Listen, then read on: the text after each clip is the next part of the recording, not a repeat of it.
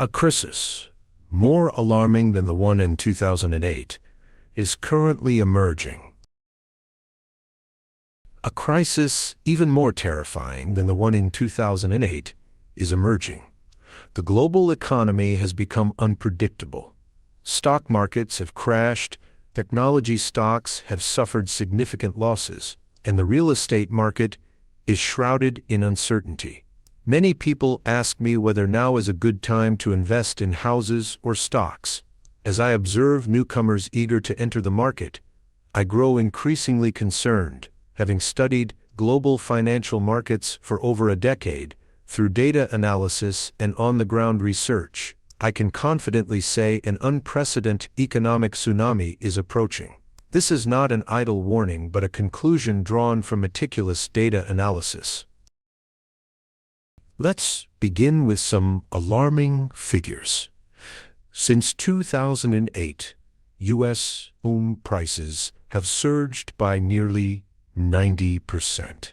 Inflation has hit a 40-year high of up to 7. Global debt has ballooned to over $300 trillion, equivalent to 356% of global GDP. Even more troubling are the numerous warning signs flashing across the market. First, a speculative frenzy is rampant. Just a few days ago, while shopping at the supermarket, overheard the cashier discussing real estate investments and flipping second-hand homes, a scene eerily reminiscent of the lead-up to the 1929 Great Depression, when even shoeshine boys speculated on stocks. The market crashed soon after. Second, leverage has soared to record levels. Prepaid loans and consumer credit have flooded into real estate. Statistics show that in major cities, average leverage for first homes exceeds 65%, while second homes reach 75%. When the market turns, highly leveraged buyers face devastating consequences. Third, irrational exuberance has taken hold. The belief that house prices only rise has become widespread. Much like the sentiment before the 2008 subprime mortgage crisis, when market participants ignore risk, it often foreshadows a bubble about to burst. Fourth, policy tightening is underway. Major central banks worldwide have begun tightening monetary policies. The U.S. Federal Reserve, for instance, is withdrawing $60 billion from the market each month, a move that strikes a heavy blow to liquidity. So, why do I argue that today's market is more perilous than it was in 2008? To answer this, we must examine the roots of the monetary policy bubble. The year 1971 marked a pivotal shift in the global monetary system, when central banks ramped up money printing. In 1964, U.S. government debt stood at roughly $356 billion. By November 2024, it had skyrocketed to approximately $36 trillion. This suggests that much of the third economic growth over recent decades has been fueled by money printing and debt accumulation, injecting a stimulant into the economy. The short-term effects are exhilarating, but the inevitable cost is looming. Right now, this reckless monetary game is nearing its end. Central banks globally are tightening policies simultaneously, and the flow of money in markets is shrinking rapidly. I compare this to a balloon inflated over years. Now central banks are running out of air. What happens next? The balloon will surely deflate, though the intensity and drama of the collapse remain uncertain. This bubble is more dangerous than 2008's in three key ways. Its scale is unprecedented. Global debt is at an all-time high, more than 3 times what it was in 2008. Second, leverage complexity has escalated. Financial innovations have made leverage 7 times more intricate and hazardous, often trapping people unaware. Third, markets are more interconnected than ever. The tight linkage of global financial systems means a failure in one area could spark a domino effect. A commercial real estate crisis is now emerging as a lethal. Over the past 6 months, I've surveyed downtown shopping districts in numerous major cities. Everywhere, I've seen vacant offices and deserted commercial streets. Some dismiss this as a temporary blip, but deeper investigation reveals a graver truth. Take the office market as an example. Average vacancy rates now exceed 30% in a 100-story office building. That means 30 floors sit empty, and this is just the average in some second-tier cities. In others, vacancy rates are even higher, and rents no longer cover costs. The situation is dire. Average rents have dropped by over 40% since their recent peak. I spoke with a commercial real estate fund manager who shared a telling case: an office building in a major city's business district, built with a $1 million investment, 70% of which was borrowed from banks at steep interest rates, now carries annual interest costs approaching $500, yet rental income fails to cover operating expenses. Large companies that once leased multiple floors now retain just one for senior staff. This isn't a fleeting trend, but a permanent shift. Second, the high-leverage model thrived during the boom, encouraging people to pile into commercial real estate. But when the market stumbled, these loans became crushing burdens, with interest costs overwhelming property owners. Property values have plummeted. Conservative estimates suggest office buildings have lost 30% of their value, and this may not be the bottom. Lowering sale prices could easily trigger a cascading effect. Even more concerning is the structural shift underway. Businesses increasingly find that remote work not only cuts costs, but also maintains productivity, suggesting office space demand may keep declining, according to a veteran real estate expert. Meanwhile, the rise of e-commerce, coupled with economic slowdown, is plunging traditional retail into a brutal winter. A few days ago, I surveyed a 3-year-old shopping mall where the ground floor vacancy rate exceeds 40%. Alarmingly, a third of the remaining stores are operating at a loss. Some might call this temporary pain, expecting a rebound, but I disagree. This is different. Commercial real estate faces a structural transformation, not just a cyclical dip. The growth of e-commerce and remote work has undermined the foundational value of traditional commercial properties. According to Coleside Research, by November 2024, over 7,100 retail stores had announced closures, a 69% increase year-over-year. So far, 45 retailers have filed for bankruptcy protection, up from 25 in 2023. This isn't an isolated incident, but a systemic risk threatening the entire real estate sector. Many ask me how severe inflation is, and whether buying a house is the best way to preserve wealth as money loses value. It's a valid question, but after extensive research, I've found the issue is more nuanced. First, we must understand today's inflation. In recent years, we've primarily seen asset inflation, where the value of assets like real estate and stocks has soared. We're shifting to commodity inflation, with rising prices for essentials like rice, oil, salt, and fish sauce. What's the difference? Asset inflation enriches the wealthy as their holdings grow in value, while commodity inflation erodes everyone's purchasing power as daily costs climb, especially for those burdened by debt. Let's run the numbers. Suppose you've prepaid $2 million and borrowed $8 million to buy a $10 million house, paying around $40,000 monthly on your mortgage. This burden is hefty but manageable at first glance, but if inflation persists, what happens? First, Living expenses skyrocket.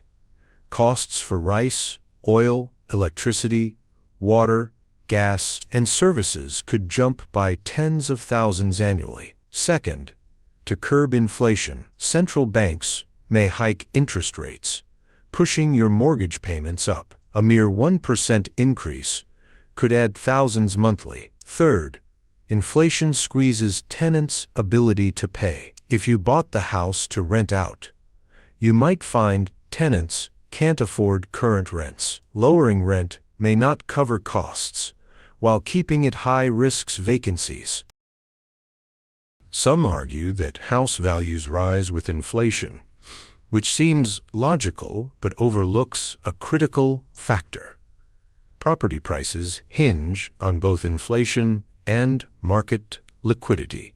My analysis of U.S. Federal Reserve policies reveals a stark reality. To fight inflation, they're raising rates and tightening money supply, pulling tens of trillions from circulation monthly. Capital will grow scarcer and costlier, making it harder for businesses to borrow and individuals to secure loans. Property prices are more likely to fall than rise. Before we dive deeper, don't forget to follow the channel for more insights. Greetings from FortuneCraft. Ladies and gentlemen, turning to signs of a real estate market collapse.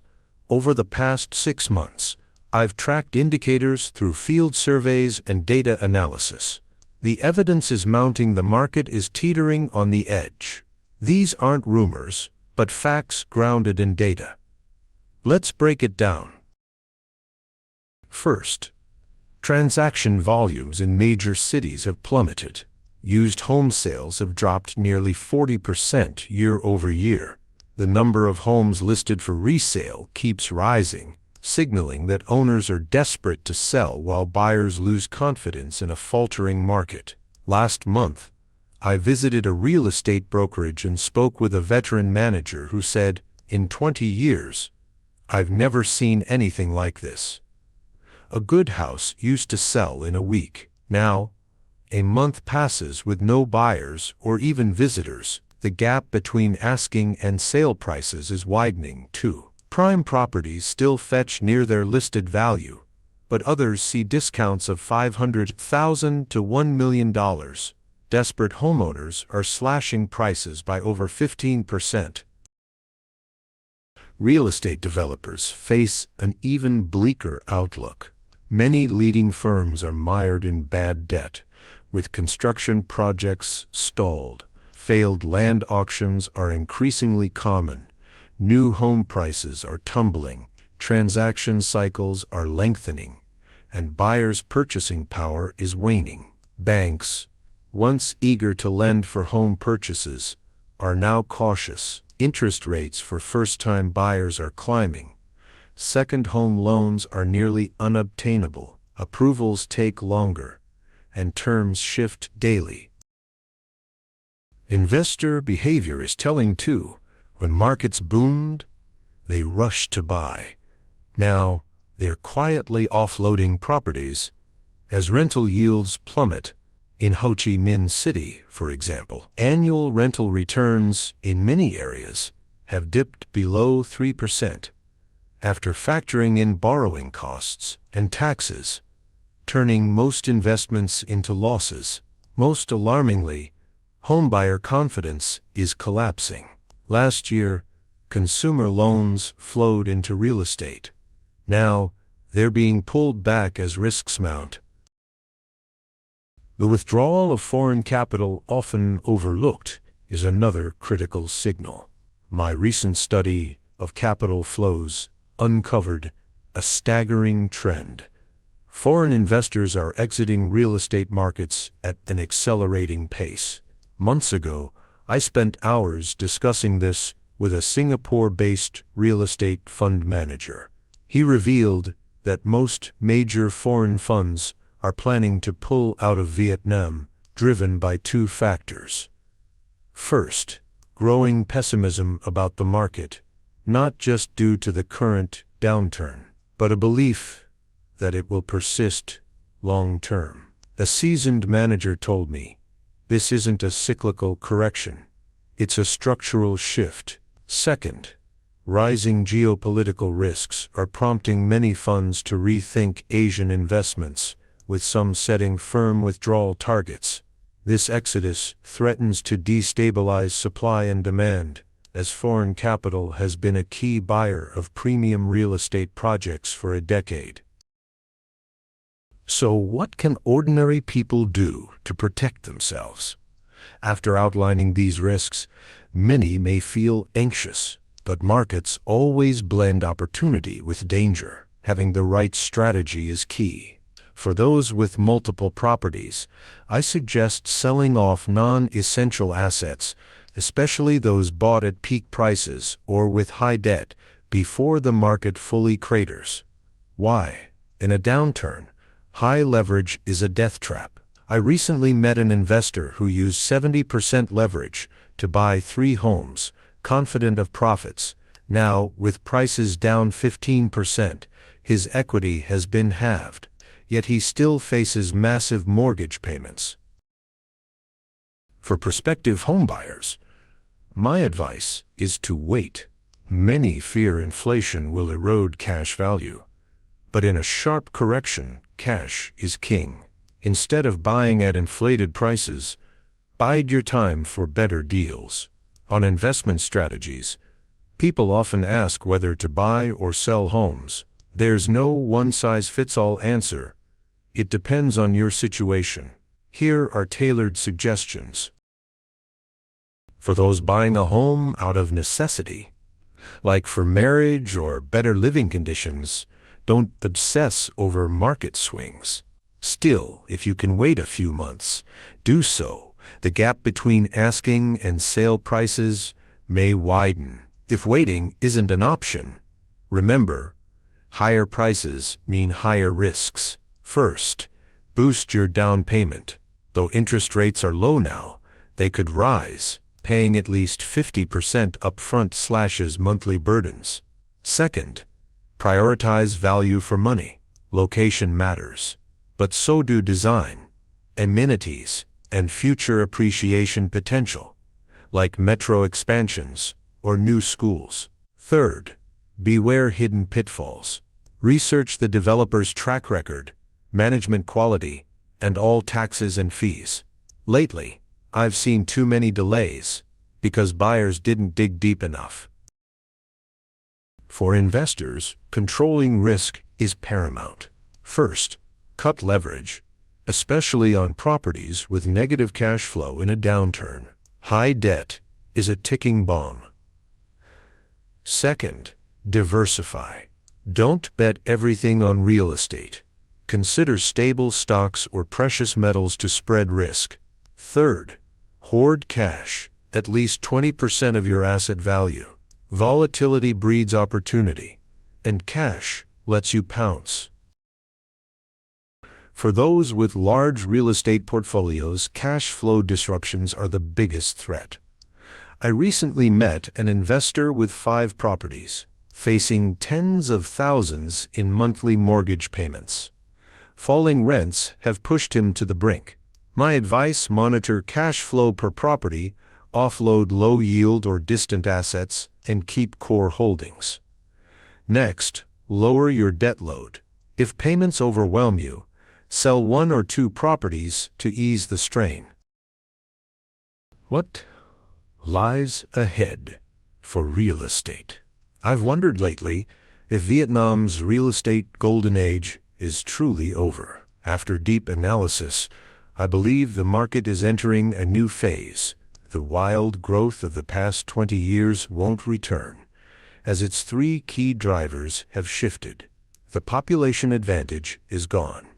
Data shows a sharp drop in both total population and potential buyers, especially among the 9X and 10X generations. They're not just buying less. Their financial capacity lags behind past generations. Second, economic priorities are changing. Real estate once powered GDP growth, but now the focus is on tech innovation and sustainable development, reducing state support. Third, household debt is at a breaking point. Average debt ratios near 70%, mostly mortgages, leaving little room for more leverage. So, what's next? I foresee, first, sharper regional divides. First and second-tier cities, buoyed by industry, will hold steady, while third and fourth-tier cities, with shrinking populations and economies, will see price drops become the norm. Second, homes will reflect their true value, curbing speculation. Genuine demand, like upgrading living conditions, will dominate. Prices should settle at rational levels. As a long-time market observer, here's my practical advice. Always act within your means. Don't buy because someone predicts rising prices, or sell because I warn of a correction. Housing's essence is simple. Shelter. If you're buying to live, focus on comfort, location, design, environment, utilities. For homeowners, prioritize risk control. Keep mortgage payments below 42% of income, maintain 6 months emergency funds, and avoid new leverage. Finally, every asset has a cycle, real estate included. We're in an adjustment phase. Don't chase the bottom. Wait patiently. Opportunities favor the prepared. I'm FortuneCraft. Thanks for listening. Goodbye.